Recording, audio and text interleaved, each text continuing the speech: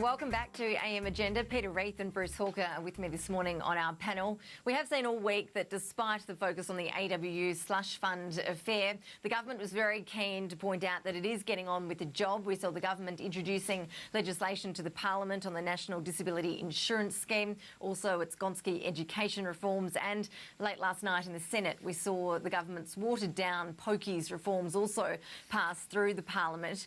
We have seen Peter Reith on some of these issues. When it comes to the NDIS, the opposition says, yes, we support it broadly, but it keeps coming up with where is the money coming from. That's the argument we hear from the coalition to every policy idea that Labor seems to put forward at the moment. Bruce Hawker was talking about Mr Abbott's perception of negativity before the break. Do you think that Mr Abbott really does need to turn things around when it comes to next year in terms of positive ideas? We saw him this week addressing his coalition party room, talking about how positive the policies are going to be and the positive view he has for Australia's future going forward. How big a problem is this for Mr Abbott, do you think, Peter?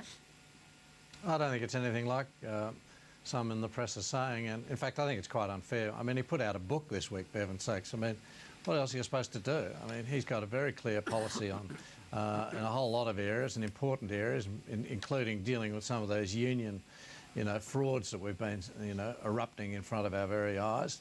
You can't say he's negative on NDIS. He's in favour of NDIS. And he shouldn't be. People shouldn't be trying to brand him as negative on that. For heaven's sakes, again, I mean, it's a perfectly reasonable and sensible and important question to say, how are we going to pay for this? I mean, crikey, if you go down to the supermarket and you're buying a Christmas present, you can't say, oh, Mum's been negative because she's asking how she's going to pay for it. I mean, that's not being negative. That's just being plain sensible. And it's a very important question now because the CIS, they put it in FOI on NDIS, and we find that the costs are 50%, another $7 billion more than what the government have been telling us. So, again, you just cannot, characterise that as being negative. In fact, I think this whole business about negativity is basically a smear by the Labor Party. They've got a bit of traction with some of the commentators, and it's just the usual. I mean, Keating did it against Howard for 12 months before the 96 election. It's an old game and it's an old tactic in politics. Bruce Hawker, with this legislation on the NDIS and Gonski reforms going into the Parliament, are we really any steps closer to that without all of these details on where the money is coming from? That really is going to be what it comes down to in the end. Well, a couple of things. I do suspect that the opposition is going to keep its options open on NDIS in the event that they are elected. Because I think the big spending commitments will come after they go through this trial process with various areas around the country. And I don't know, it just strikes me as being unlikely that the opposition, if it does form government, is going to embrace NDIS in government. I suspect that they feel because it's such a popular issue that they have to go along with it now. But there are enough caveats out there at the moment being put forward by people like Mitch Fifield, I heard yesterday on the radio, repeating the sort of things that Peter is saying now, that make me think that there's a fair bit of wriggle room for them there if they decide not to go down that path. So yes, we'll have to wait and see all the cost implications of these projects as they unfold. But that's why we're having these trial periods now, so that we can get a better picture, I think, of what the actual implications of it are going to be as they go forward. But it's not to say it won't happen on the Labor side. It's just to say, well, this is how we can tweak it and this is how we can modify it or make changes as we roll out the full scheme.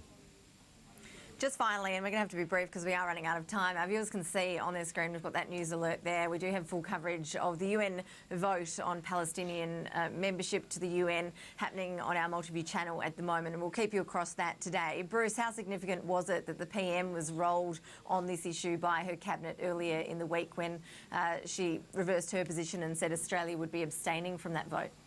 Yeah, well, I think it got sort of washed away somewhat by the big events of the week involving Wilson and Blewett. I think it would have been a bigger issue had that those events not actually come along and wiped it out somewhat. At the end of the day, they came up with a neutral position on it, and I suspect that was something that everyone can live with inside the Labor Party. What do you think on that, Peter? We know that the UK is also abstaining. Is that a healthy compromise for Australia to be taking? Look, she got rolled, and that was a pretty bad week for her, wasn't it? When you get rolled as Prime Minister, you can't put your own position through and have it supported in your own cabinet, and then you go down to the caucus and get another belting.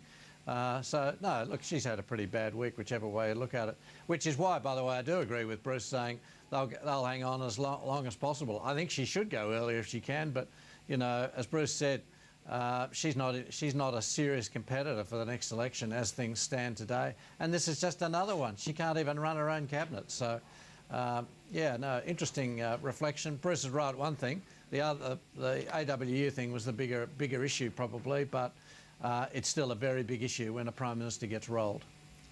Peter Reith and Bruce Hawker, we're out of time. We will have full coverage for you of that UN vote as it develops from New York throughout the rest of the morning. Thank you both for joining us on this final sitting week, and thank you for your company this morning on AM Agenda. I'm Ashleigh Gillon. See you next time.